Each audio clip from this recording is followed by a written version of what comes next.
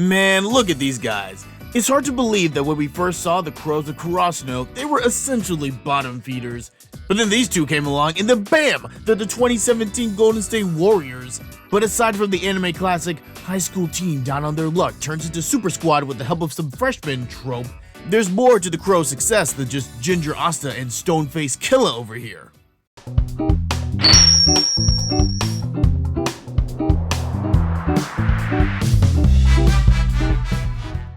We're going back to the comment pile for the inspiration for this mini, so be sure to let me know what you want to see on this channel by sharing your thoughts. And doing the YouTube thing doesn't hurt either. Those likes and subs go a long way, my friends. But let's take a look at Hiaykou's volleyball murder of crows. Yeah, that's actually what you call a group of crows. So cool. These guys have been taking their league by storm and are continuing to see just how high they can fly. And a massive part of their success has been their teamwork. You can't be an elite team in any sport without that synergy. They openly rely on each other in every match, encourage each other through every loss, and celebrate each other in every victory. But what if I told you that their teamwork has a secret sauce? What's the secret behind Karasuno High's cooperative spirit? I'm the guidance guy, and your internet school counselor is gonna show you the answer. Now, just in case you're watching this and have no clue what one of the biggest sports anime out there is about, I'm gonna give you a quick rundown. Hiaykuu follows the exploits of the Karasuno High volleyball team that, at the beginning of the story, was once a powerhouse amongst the volleyball teams of Japan, but is suffering through some down years. Enter Shoyo Hinata and Toboyo Kageyama, one an undersized player with Super Mario levels of ups, the other a very talented, if not overly serious, setter who was the subject of a mini that I've done in the past, and I've gone ahead and put the link in the description below if you want to check it out. And between these two and the rest of the team, the Crows shocked the high school volleyball world with their sudden resurgence as a force to be reckoned with. And these gentlemen have made this miraculous turnaround by following some of the traits of a great team. And these qualities can apply to any group of people. And before I get to the secret of their teamwork, we need to cover the basics first. Their first strength is their shared goal. They know what they want, to go to nationals. They know what they got to do to get there, and they train and train until it's go time. No group can get anything done without a shared goal. Without it, you got chaos. Pretty simple there, so let's move on. Next up is good communication. In their matches, we see the Crows talk to each other very often. Whether they're talking strategy, executing plans during matches, or keeping each other's spirits up when things go tense. By doing that, they keep each other out of their own heads, where fears and doubts can often take over and not only cripple the individual player, but the whole team. Next up, accountability. Because we're human, we're gonna screw up. None of us like it, but that's just real life. And when we do mess up in a group setting, the best thing we can do is own up to it. Few things kill a team faster than that one person who won't own up to their shortcomings. Whether it's the player who thinks that the rules don't apply to them and they can act however they want, or the bum who doesn't carry their weight and always manages to make excuses for why things don't get done. We've all been there, but our boys don't play that game. Think about the times one of the Crows makes a mistake on the court. Maybe it's a bad serve, or they just have a moment where they forget how to play volleyball for a second. Remember what happens.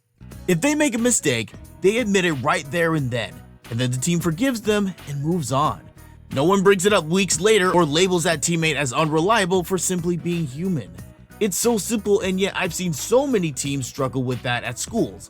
And I'm not just talking about the students either. And perhaps the one element that holds the whole thing together is trust. You know that the Crows trust one another, and it shows in their decisions. Because let's be honest, how many teams would let Tadashi be anything more than a bench warmer? Or would let two freshmen with very unconventional abilities play such a pivotal part of their team strategy? Because that trust is there. They have the accountability to admit mistakes and move on from them, the communication to do so regularly, all because of the goals that they have set for themselves. It's how they've avoided all the drama, selfishness, and distractions that can take down lesser teams, even those with more talent. But there's one secret ingredient that binds them all together that makes Karasuno, and every other great team, special. Do you remember playing pretend as a kid? Whether it was house, superheroes, or whatever, there was always that moment where someone goes, "I'm Superman." "No, I'm Superman." "Nuh-uh, I'm Superman." And on it went. What happens in those situations is not only a true team killer, but the reason why Karasuno has avoided that situation is why they are where they are. Having defined identities. A group can't function without each member knowing exactly who they are on that team. You can't have a team that has 2 people trying to be the leader. That's just going to lead to confusion and dysfunction. You also can't have a great team without every piece you need.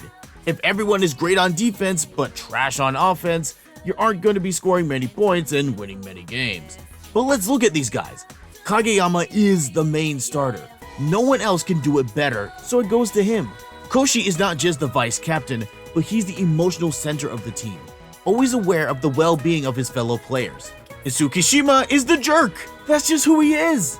Okay, that's kind of a low blow. He does matter as a key blocker, but he could lighten up a bit. And this applies to everyone.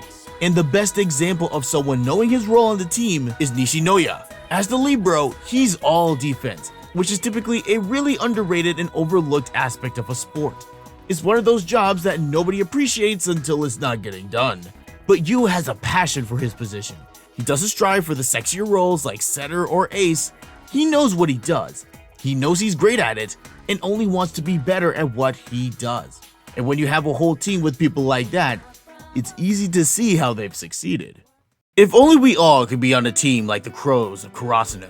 But sadly, situations like that are really rare. You may be dealing with groups with people that have absolutely no sense of accountability to themselves, but will easily pick at the flaws of others, or those whom you can't trust because they only care about their own self-interest. Those situations suck, and those type of people are terrible. But even in those cases, you can still do something. And it starts with knowing what your identity on that team is, and then performing that role as best you can.